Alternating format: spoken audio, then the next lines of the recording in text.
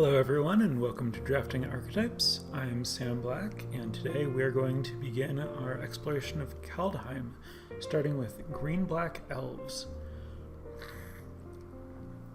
As a disclaimer slash obvious statement, I have not played any Kaldheim. I've never cast any of these cards unless some of them are reprints. All of what I'm saying is purely my analysis from reading cards and looking over everything in the set and looking at how I expect decks to be made, what the curves look like, how cards line up against each other, what kinds of synergies exist.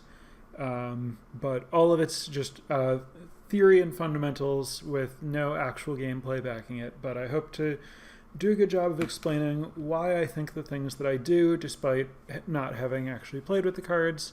But this is certainly a relatively low information installment of this podcast, so take everything I say with a grain of salt.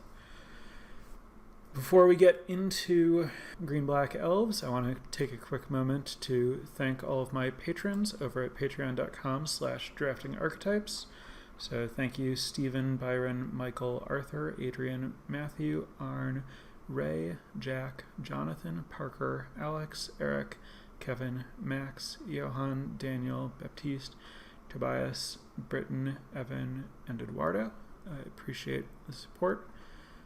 For anyone else who is interested in joining that list of supporters and getting access to my 17lands.com draft logs, especially as I start drafting Kaldheim, and also getting show notes and to vote for upcoming content and stuff, check out the Patreon at patreon.com/draftingarchetypes.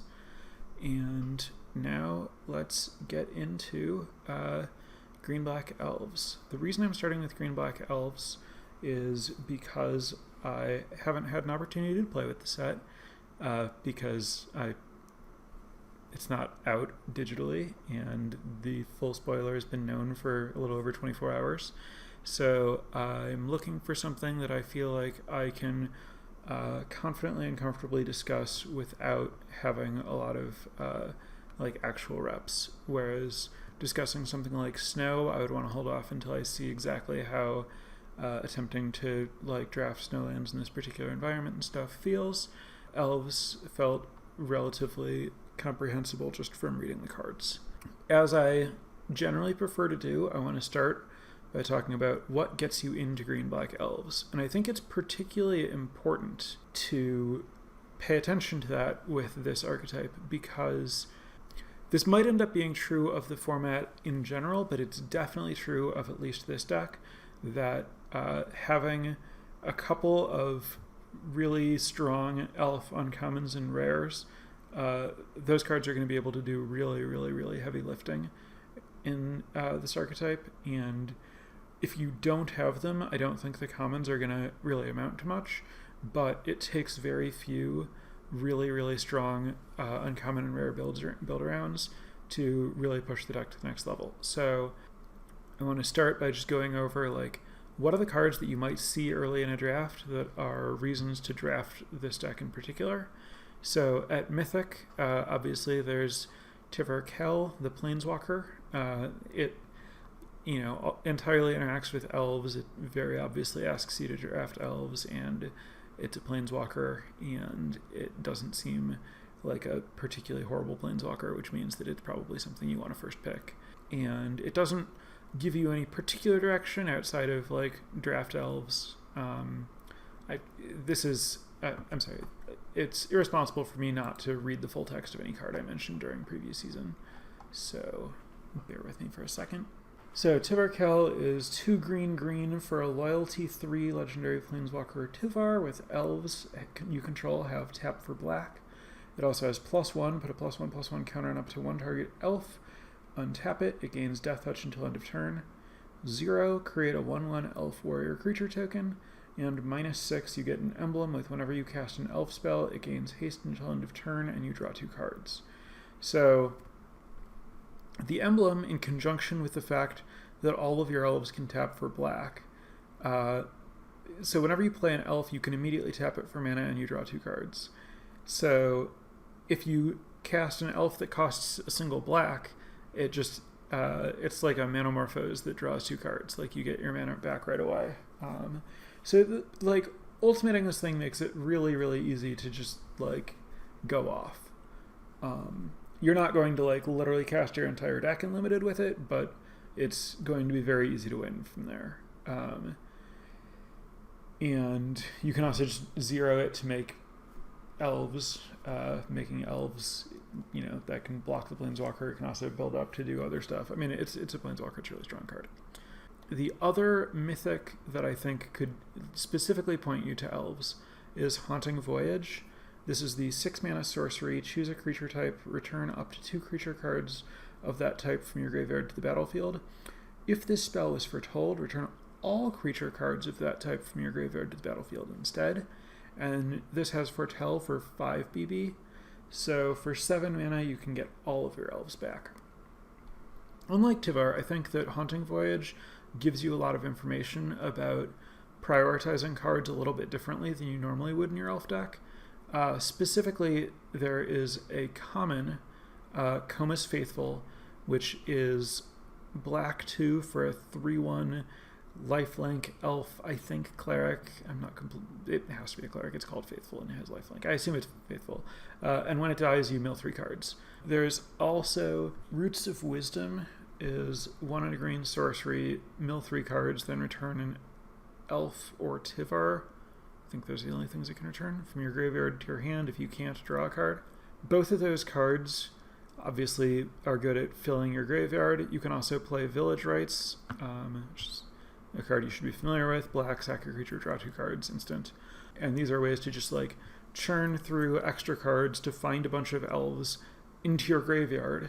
And then you can just generally play like a little bit more of a kind of like attrition type game with your elves and try to just get a full graveyard and then play this like 7 mana, get all your elves back, win the game kind of effect.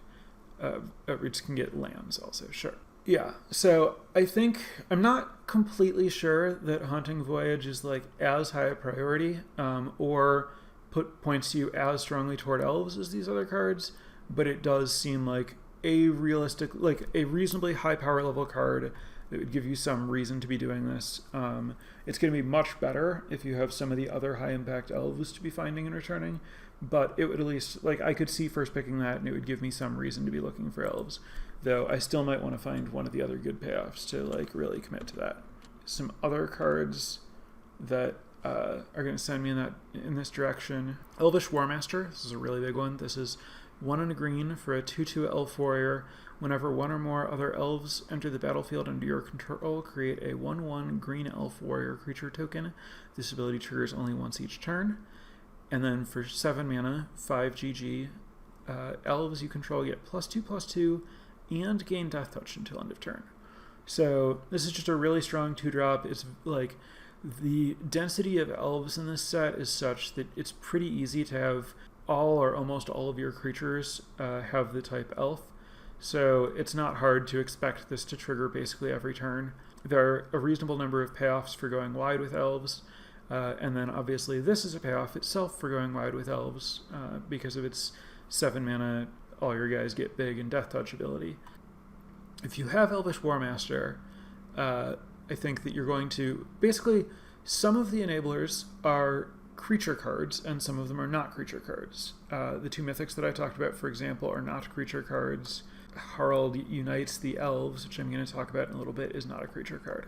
But if your really strong payoffs for being elves are creatures, then you're more interested in Roots of Wisdom, which I've already talked about, and Rise the Draugr, which is 1 and a black for raise dead or raise 2 creatures that share a type. If you have, and so like the fact that there are 2 different common raise dead effects, one of which actually like digs further to find your really powerful cards, means that this archetype is really well suited to having like a few strong creatures that you can cast over and over, so it's really hard for your opponent to deal with, and you can like find them consistently because of the ability to kind of dig for them.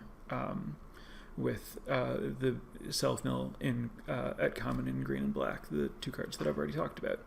So, like, having a single Elvish War Master in your deck, even though it's just a 2/2 for 2, can actually have, like, a pretty significant transformative effect because of how good you are at finding it and keeping it around.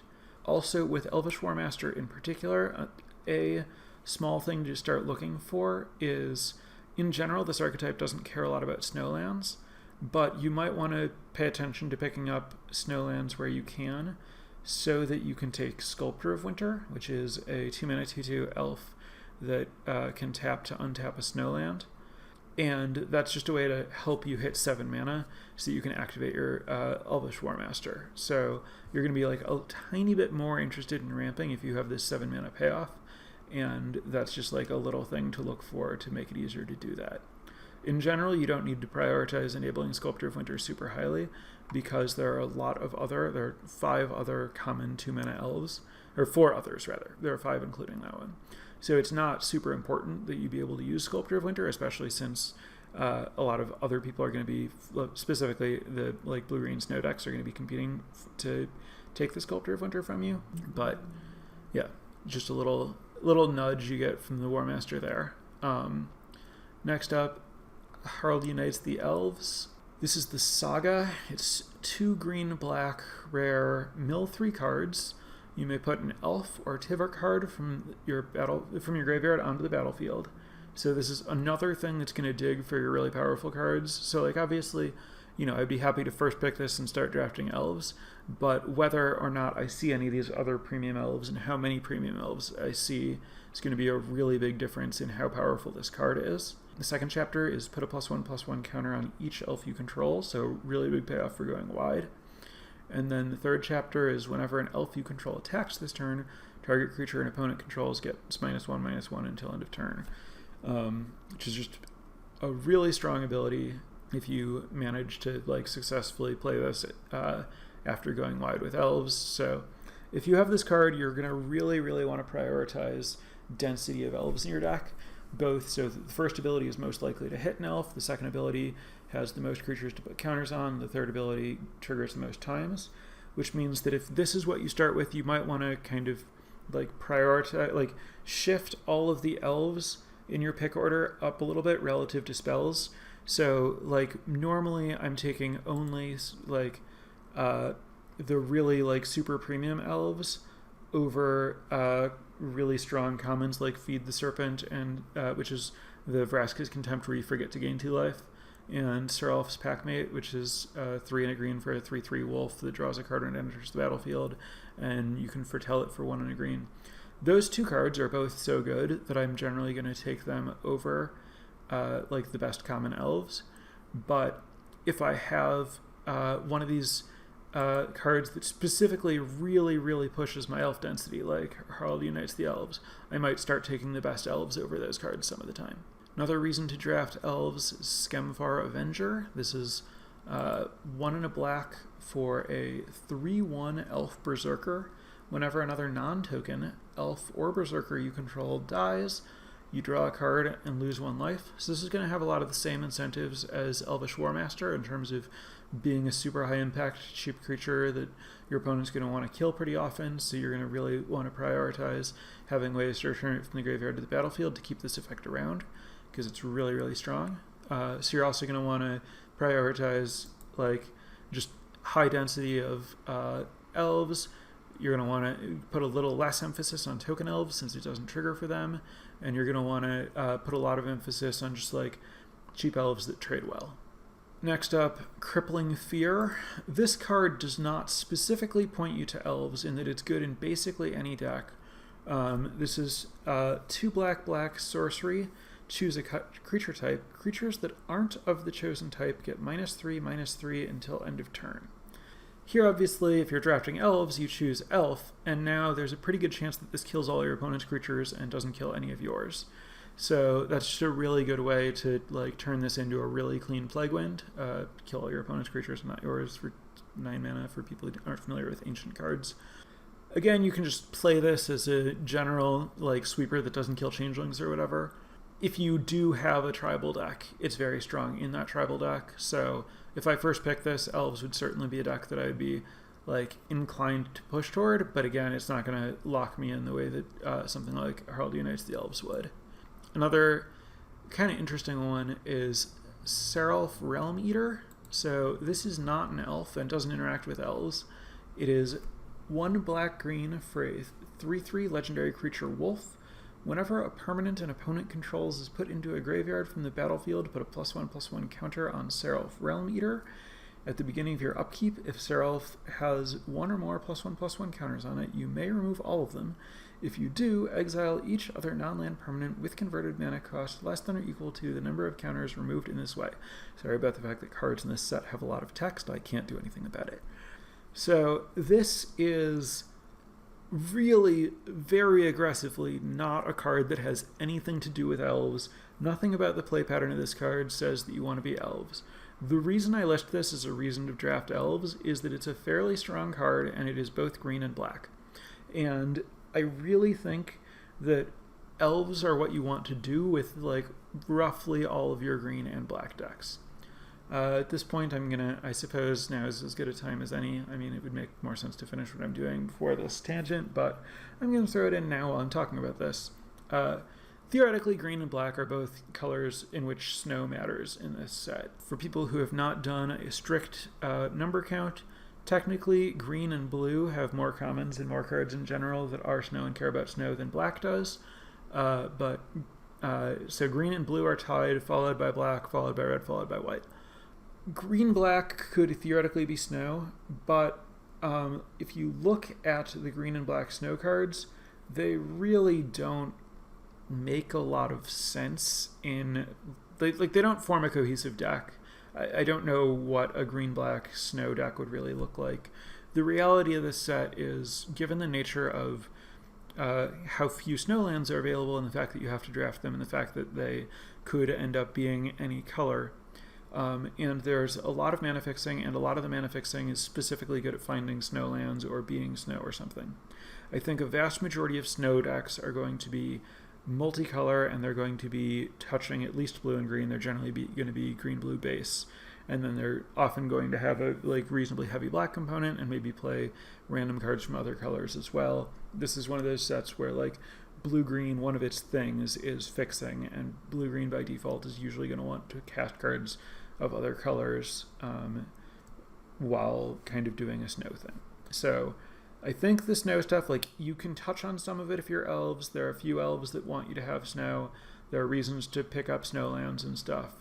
But green-black snow rather than elf as an archetype is basically, I'd be surprised if that's a thing. So you can play Seraph in one of these green-blue splashy type decks or something. But if you're just drafting a green-black deck, it's probably going to be elves, and Seraph wants you to it's a 3-drop, so that kind of says it wants you to be just straight green-black, so you can cast it early, because it also really wants to be on the battlefield early. So I think this is just something that you take on rate and then draft elves, because that's what its colors do. Technically not a super huge draw to prioritize elves and stuff. It's just you'll usually want to, because that's where your good cards are. Next up, the last rare that's really going to point you toward elves is Realm Walker. This is the Changeling, 2 and a green for a 2/3 Changeling. When it enters the battlefield, choose a creature type, and then you can look at the top card of your library whenever you want, and you can cast creature spells of the chosen type from the top of your library. Elf is the most this is a green card. Elf is the type that is easiest to have the highest density of with this card. Plays really, really well for what elves are doing. You can go other directions with this card. You can take it and kind of stay open and figure out what tribe you're going to be later or something. But by default, I think elf is going to be the strongest thing to do with this card.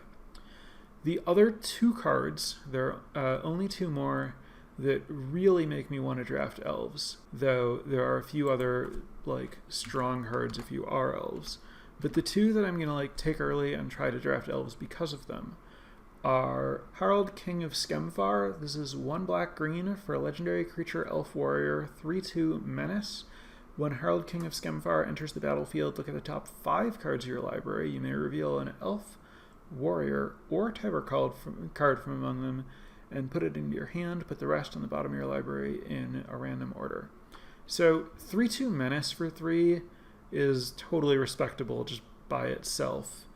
And this is like, it's actually going to be trivial to get like 7 or to get like 10 hits for this, which puts you at like around 80% to hit, I think. I think you're often going to be hitting over 80% of the time with this. And also it's, it gets much, much better the more like really strong other elf uncommons and stuff you have, uncommons and rares. Like if you have other premium hits for this thing, it just gets really awesome. But even when it's just finding a common or something, this is a great card. Probably not as strong as like the rare elf enablers, but not much weaker. Really strong card. Has a lot of the same incentives in terms of like, if this is where you start, then you're going to want to prioritize ways to get it back and stuff. And the other one is Skemfar Shadow Sage. This is 3 and a black for a 2/5 elf cleric. When it enters the battlefield, choose one. Either your opponent loses X life, where X is the number of creatures you have, the type that you have the most, or you gain X life, where the same X. This is just a like absolutely great finisher in elves. This is basically Shaman of the Pack. This is a card where I would want ways to like have it like die and come back, but the problem is at 2/5 it's kind of hard to get it to die. Very few creatures in this set have 5 power or 5 toughness, and your opponent's not really going to want to kill it. But maybe like you're a little bit more inclined to play Village Rites or something if you have this, that you can cast it twice. But also, it's not going to be that hard to engineer a situation where the first time you cast it, your opponent just dies. So those are the two uncommons that I think are going to really strongly put me in elves. Some other like honorable mentions. These are cards that I could see myself first picking and would probably try to draft elves if I did, but like they're not as big a draw. Return Upon the Tide. This is 5 mana sorcery. Return a creature card from your graveyard to the battlefield. If it's an elf, create 2 1/1 green elf warrior creature tokens, and you can foretell it and then cast it for 4 mana. Obviously, this is one of those ones where it's like way better the more premium elves you have, which is why I'm not totally enamored with starting with it, especially if you're doing some of the like go wide stuff. Putting 3 creatures onto the battlefield, one of which is like a strong card that you're returning from your graveyard, is definitely very strong and desirable. Next up, Binding of the Old Gods. This is 2 black-green, Saga, Chapter 1, destroy target non-land permanent opponent controls. So we're off to a great start. That's just super powerful. This is, sorcery speed, hard removal for like anything, not limited to creatures. And then Chapter 2, search your library for a forest card, put that onto the battlefield tapped, then shuffle your library. Of note, the dual lands in this format, the snow lands, do have basic land types. You can find those with this. You can also just find a regular snow forest if you're looking for snow lands. And then the third chapter, creatures you control gain Death Touch until end of turn, which is really good for alpha striking with all your tiny elves.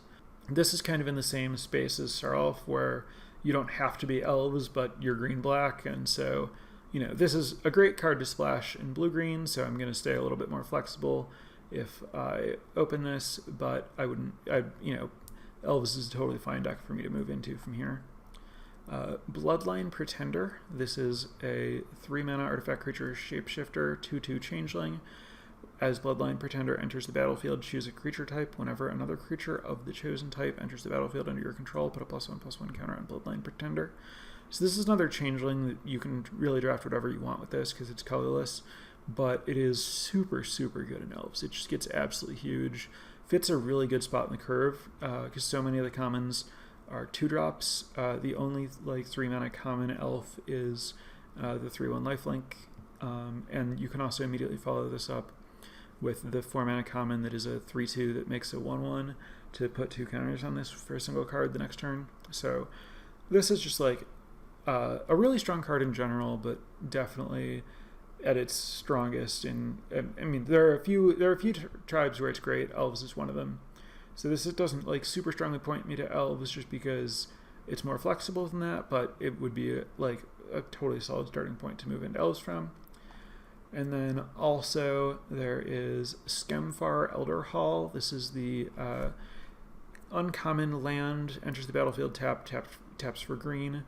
It has 2 black, black, green, tap, sacrifice. Up to 1 target creature you don't control gets -2/-2 until end of turn. Create 2 1/1 green elf warrior creature tokens. Activate this ability only anytime you can cast a sorcery. A land that becomes kill a creature and make 2 elves is strong. Like, that's... if the opportunity cost to play this card is very low, and the upside does really help you go wide with elves, so this is a pretty strong uncommon land to include. I'm not looking to first pick this kind of card, I think, but it's a pretty impactful, high priority card once I'm in elves, I think. That covers most of the reasons to draft this, and then the really big high priority cards once you're in there and stuff. In this set in general, creatures seem relatively small. There are a lot of 3/2s and 2/3s and 3/3s. The number 4 numbers greater 4 or greater are relatively rare. There are a few 2 4s and 2 5s and stuff. There are a lot of 5-mana 4/4s, but it's very hard to if your opponent has a 3/2, you're not going to play a 4-drop that stops it from attacking very often, assuming they're willing to just attack and trade with your 4-drop, which they presumably are. I think that's very much intentional. I think this set is pretty intentionally designed to encourage creature combat and tricks. Boast, as a mechanic, is a mechanic that rewards attacking, but it's very different than other mechanics that reward attacking, Exert. Exert rewards attacking by punishing blocking. Your creatures with Exert are specifically much better on offense than creatures are on defense, and that just kind of generally pushes, okay, everyone wants to play aggressive decks. But with Boast, the creatures aren't any better at attacking, they just pay you for attacking with them, which means that blocking them is actually really desirable. Because if you have blockers, your opponent can't just attack and trigger their boasts. They have to trade off the creature or cast a pump spell instead of spending mana on boast or something like that. So the nature of boast is to reward both attacking and blocking, which I think actually makes it a really cool mechanic for limited. And then the fact that attacking and blocking are both rewarded by a central mechanic in this set means that pump spells are also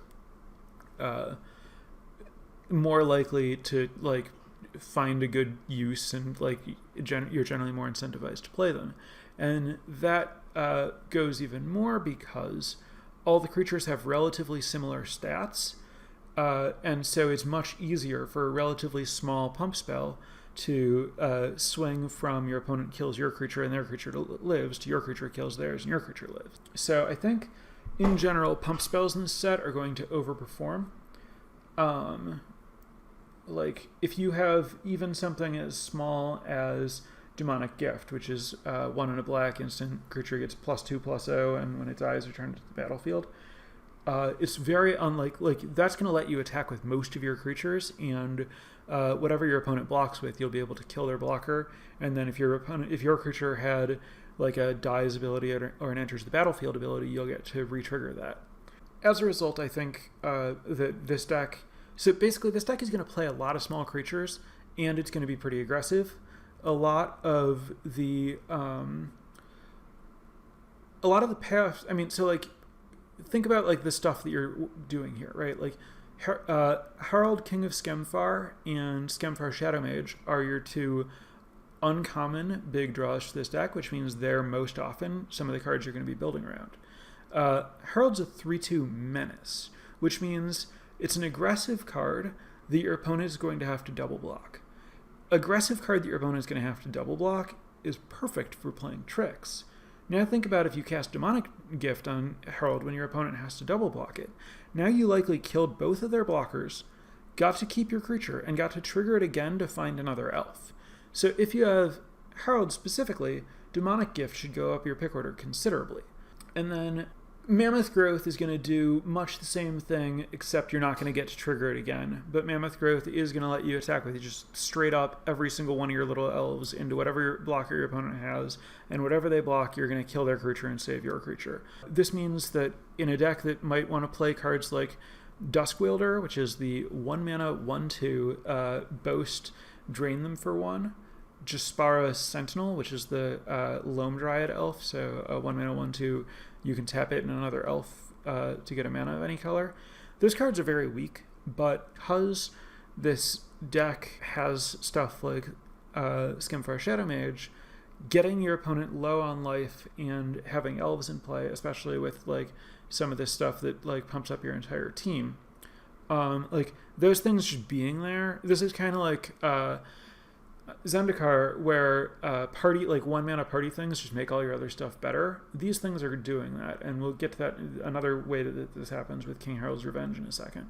So I think these 1-mana elves are actually playable in this archetype, and anytime you're playing like these, random 1/1, 1/2, 2/2 type creatures in an aggressive deck, you want to be able to keep attacking with them, and tricks are going to let you like just keep attacking with your little creatures into your opponent's big creatures when you have like multiple creatures in play before they start playing blockers.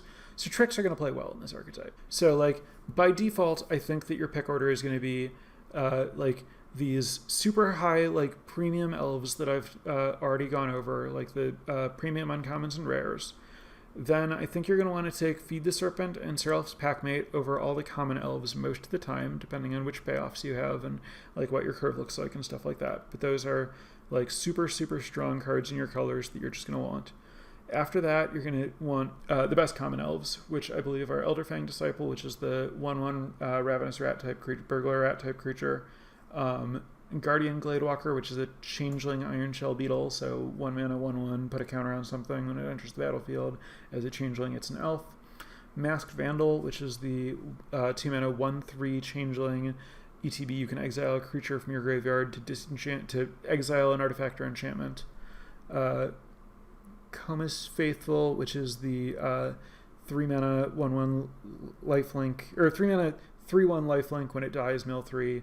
And Leaf Elder Mentor, which is the 5-mana 3/2.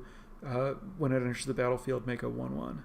And then slightly below those are going to be the other elves that I think are slightly weaker, the 2 1-drops, Duskwielder and Jaspara Sentinel, as well as Deathnell Berserker, which is the 2/2 elf Berserker. When it dies, if it had 3 power, make a 2/2 zombie berserker. And then Sculptor of Winter, which is the 2/2 that can untap snowlands. And then Grizzled Outrider and Carfell Kennelmaster. Grizzled Outrider is the 5-mana 5/5 elf. The 5/5 for 5 in green is an elf.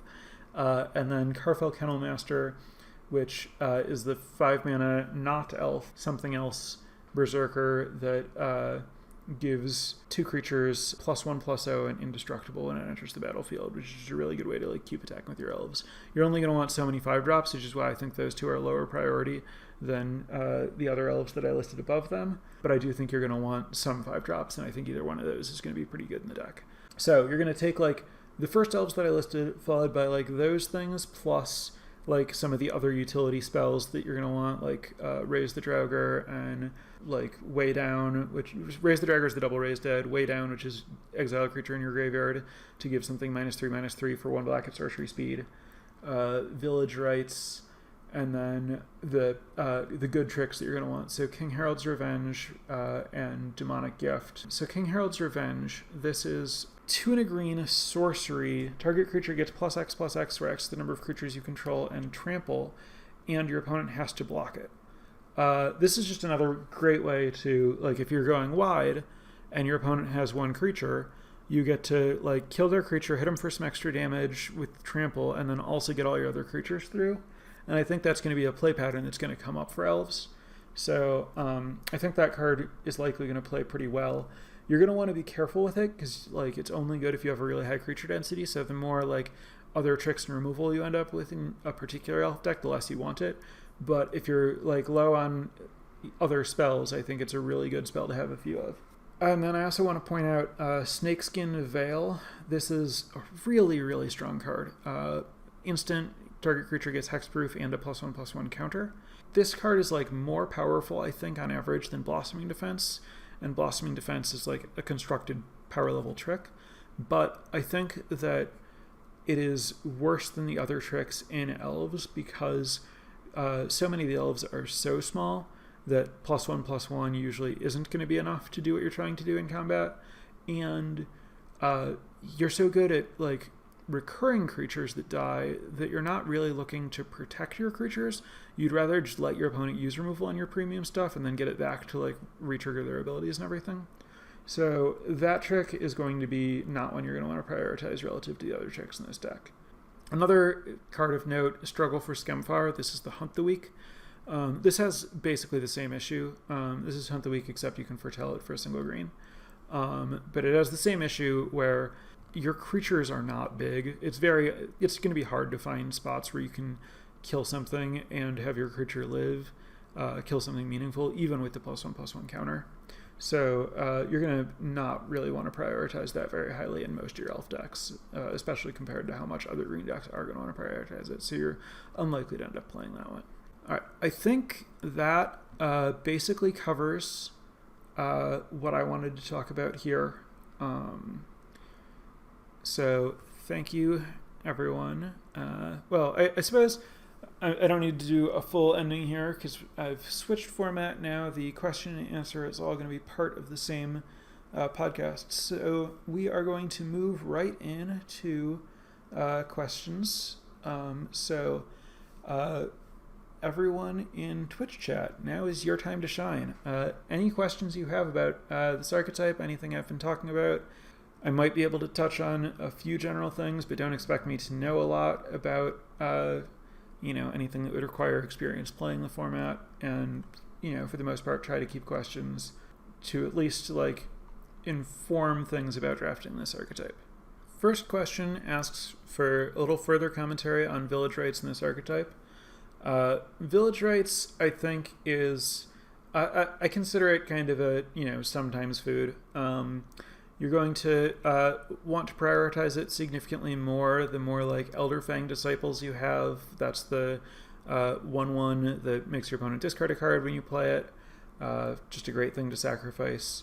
And then like there's sort of a package where like as you get more Elderfang Disciples, you want more village rights and then more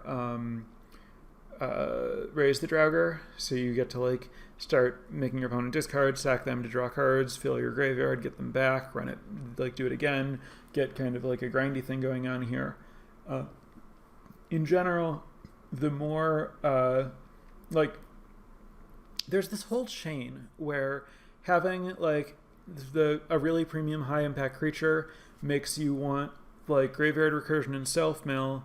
Then having some graveyard and recursion and self mill makes you want like Comus Faithful's part of the like self mill stuff.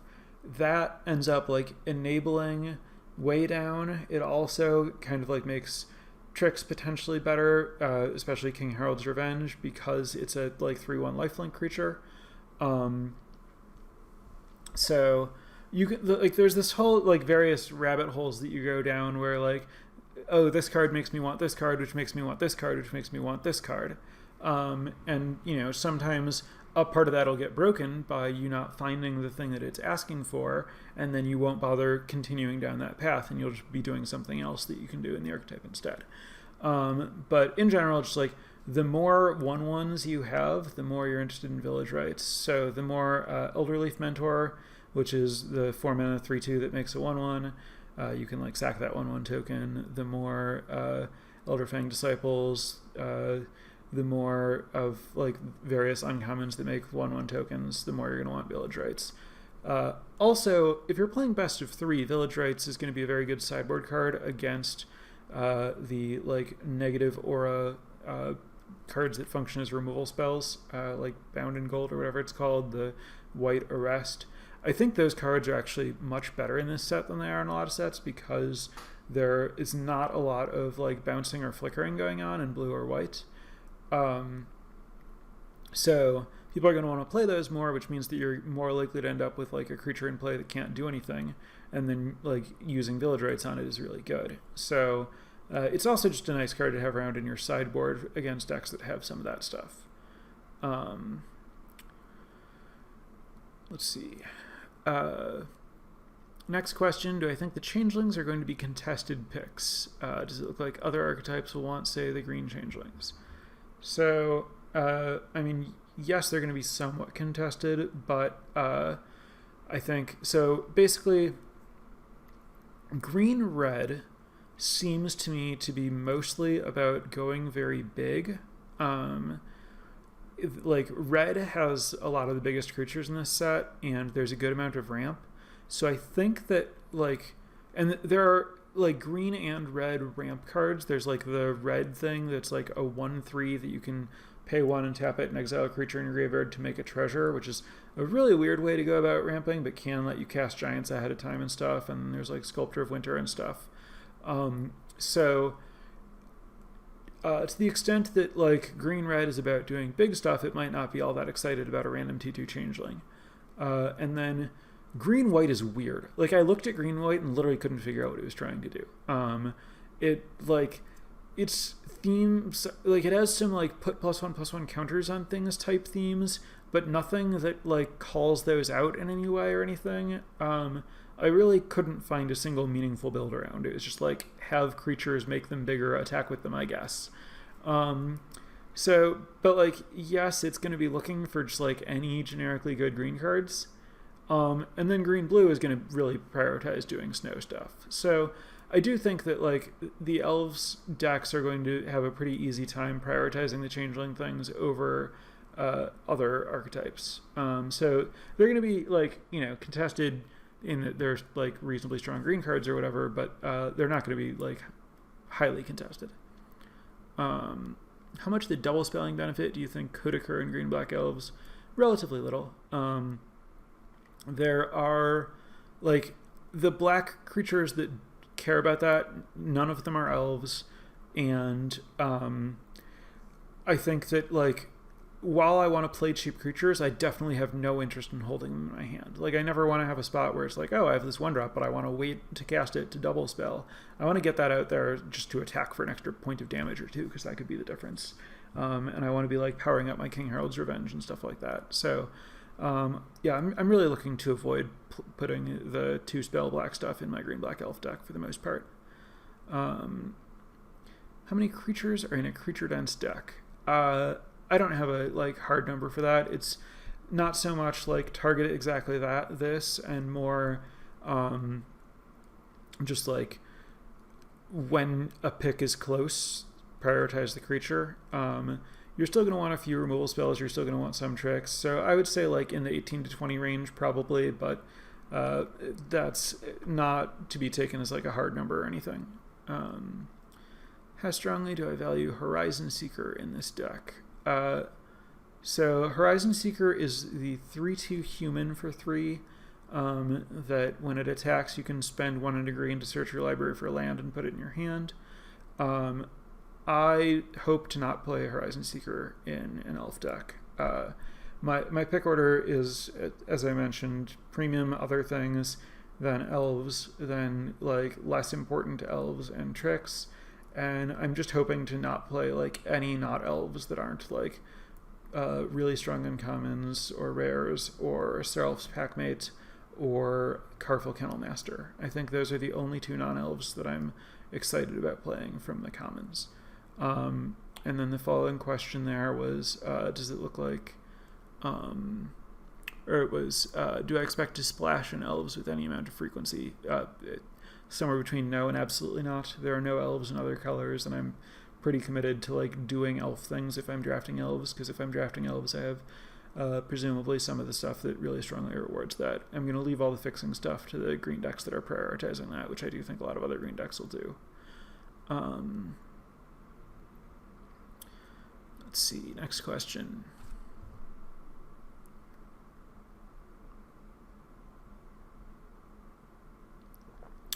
This question is, with the density of low CMC bodies and desire to get on board, is finding time to foretell tricks going to be an issue in this archetype?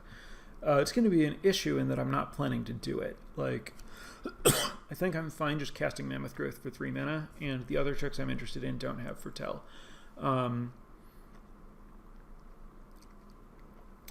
Yeah, this is not like... There are so few Foretell cards that I want that I'd be worried about telegraphing a Mammoth Growth if I did foretell it. I might do it sometimes, but for the most part,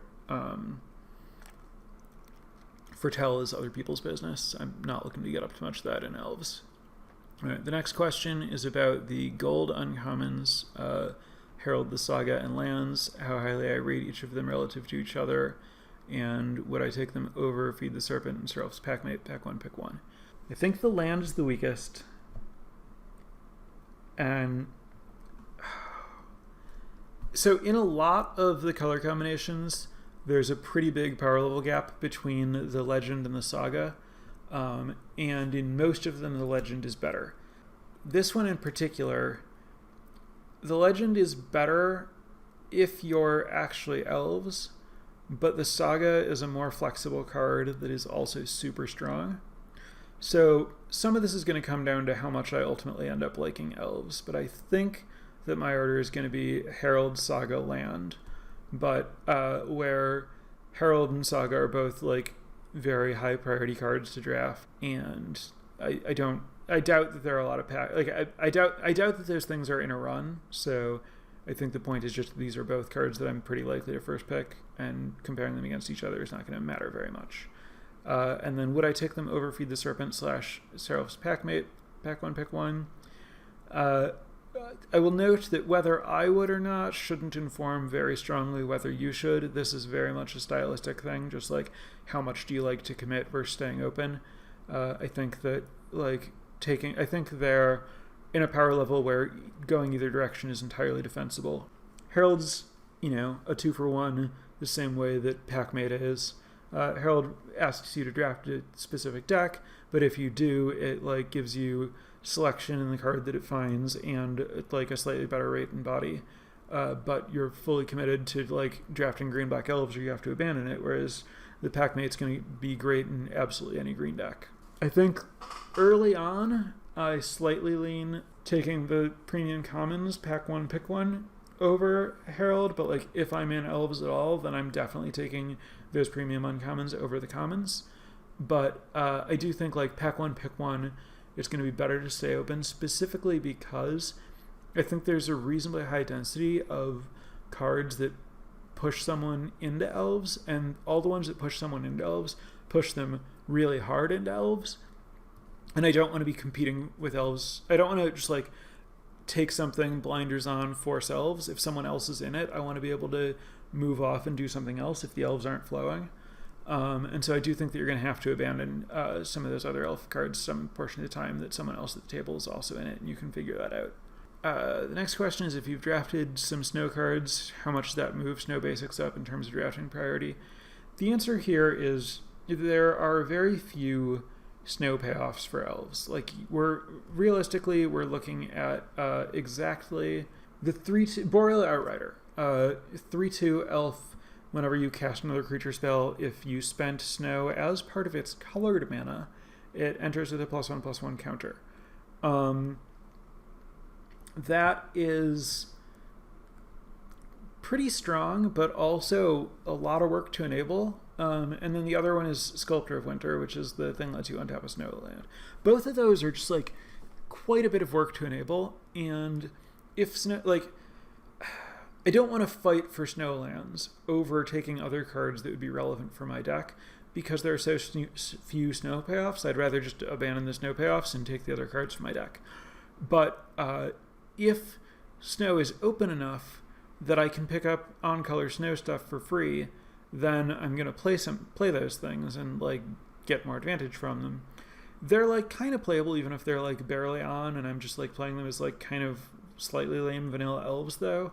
So I think the answer is that drafting snow basics shouldn't really be a drafting priority, but you should grab them for free over replacement level stuff.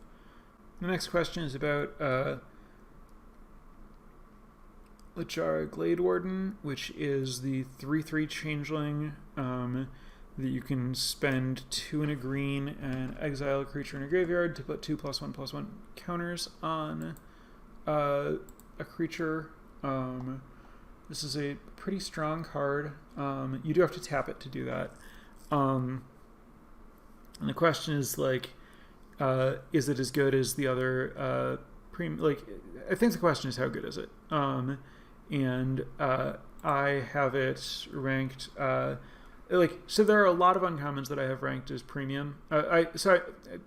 I mentioned the 2 premium commons, and then I mentioned the lower priority commons. I didn't mention the premium uncommons. So I have a long list of uncommons that I would take over all of the like good elf commons that I think are around as good as Feed the Serpent and Sir Elf's Packmate. Let me quickly list those. I suppose technically I should read all of them. Skemfar Elder Hall, that's the land that I've already talked about. Elven Bow, that's the equipment that gives +1/+2 in reach, and if you spend 2 mana when it enters the battlefield, it makes 1/1 elf token. So it's a 3 mana 2/3 reach elf that gives you that is an equipment you can move around. Bloodline Pretender, I already covered. Poison the Cup is the murder with Fertel. Binding the Old Gods is the Saga. Lachara Glade Warden is the 3/3 that this question is about. Return Upon the Tide is the zombify that makes 2 elves. And Turgid's Shadow is the instant Barter and Blood with Fertel. All of those cards I would take over all of the commons that aren't the top 2 commons, and roughly with the same priority as the top 2 commons. We have a good question about Funeral Longboat. So, first of all, I'm not sure how much I like Funeral Longboat. I know that in Kaladesh I hated Sky Skiff, which is 2 mana, 2/3 flying vehicle. The 3rd power is a big deal, but at the same time, I don't feel like 3/3 Vigilance is that much better than 2/3 flying. And, like, in this deck, it would be like an off-tribe creature. And this deck has a really high density of 2-drops. You do have a lot of small creatures, and it is a way to, like, you know, have a 3/3 for 2 that, like, you can crew pretty easily. But I feel like I'm unlikely to want it most of the time because it's, like, cutting into my elf density. But if my payoffs are such that I don't care about my elf density a lot for some reason, I do think that it, like, is reasonably good if your deck has a lot of small creatures that are cheap, which this deck does. But I don't know, this might be my bias, where in general I prioritize synergy over raw power level, I think, more than average. But Funeral Longboat is not a card that would appeal to me personally to put in this deck, but I can't, like, swear to it being wrong to play it. Alright, so while I was covering the last batch of questions, we got a huge raid from Jarvis U. Thank you, Jarvis.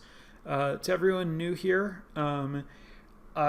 you're a little late in the process. I've been going over how to draft Green Black Elves, and I'm now taking questions. It's going to be hard for you to know what to ask without having heard the seminar portion of this broadcast, but that's what's going on. Taking any other late questions here before we wrap this up.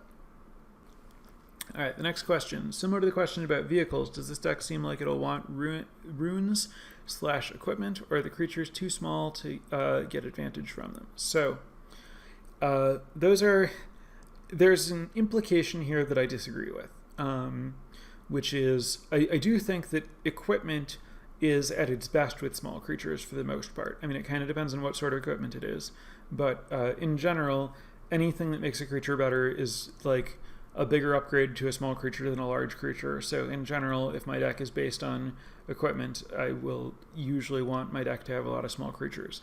That's going to be relevant once we get to, like, analyzing red-white, which is a deck that's very much about equipment, and red has access to big creatures, but I'm going to be looking to prioritize the small creatures in red to go with the equipment in that archetype. So the issue isn't that the creatures are too small to get advantage from the equipment. The issue is that you're always limited in how many cards you play that ask you to have creatures, because it's non-creatures you play that ask you to have creatures, because each one of them is kind of parasitic on your creature count. And equipment on small creatures lets you attack one small creature at a time, where like you have a small creature, you suit it up, you attack, it trades up, you put your equipment on another creature and do it again. Tricks let you attack with all your creatures, and then whatever your opponent blocks, you use a trick on that. So those are really different play patterns. The more your deck goes wide, the more you prefer tricks to equipment, not because it's bad to equip small creatures, but because it's good to be able to attack with your entire team rather than committing to which thing you're pumping before combat each turn. So because this is a deck with a really low curve and cards that specifically reward you for having a large battlefield, and a deck that wants you to be aggressive, in general you're going to want your cards that are parasitic on your creature count to be in the form of tricks that happen at instant speed and let you attack with everything, rather than equipment that happens at sorcery speed and lets you trade off one thing at a time, for the most part. It depends somewhat on exactly which payoffs you have and stuff, but on average in this deck, those are the incentives. Also, there just isn't a lot of like good equipment that would make any sense in this deck, so that kind of simplifies the question. Also, for the record, I think that last point was something that applies very, very, very broadly and limited, and I've seen discussed very rarely. So I think that one is a good one to like make a note of, keep in mind, and apply it to other contexts. All right, it looks like our question well has run dry. This is clocked in at a remarkably normal time. So thank you everyone for coming in. Thank you raiders who stayed here. Thanks all of you who actually meant to be here. Really excited to continue our dive into Kaldheim, especially as I get more information. In general, every week I let my patrons over at patreon.com/Drafting Archetypes vote for which archetype I'll be covering in the following week. This week I didn't do that because I wanted to be able, because doing this without having played, I wanted to be able to choose the archetype that I had that I felt most comfortable talking about. Next week, I am not going to be participating in the early access event because Wizards doesn't believe that I'm a content creator for reasons I'm not entirely sure I understand. That means I won't be able to draft until Thursday, which is the day that I record this podcast, obviously. I do plan to draft as much as I can before the podcast to try to find it, but like basically I want to talk about something that I have some experience with. I'm going to try to get some experience watching on Wednesday and playing on Thursday, but I'm just going to choose whatever I feel most comfortable talking about rather than letting people vote. And then for the following week, I should have plenty of time to prepare to be able to let people vote and do things as normally.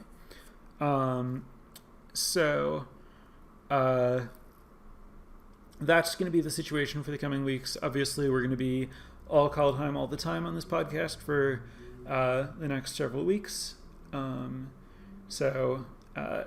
we're getting into learning about this format, welcome aboard. Please, stay tuned. Come back next week, and if you can't make it, there will always be YouTube videos and the podcast available. So, thank you for tuning in, everyone, and that's going to do it for me. Good night.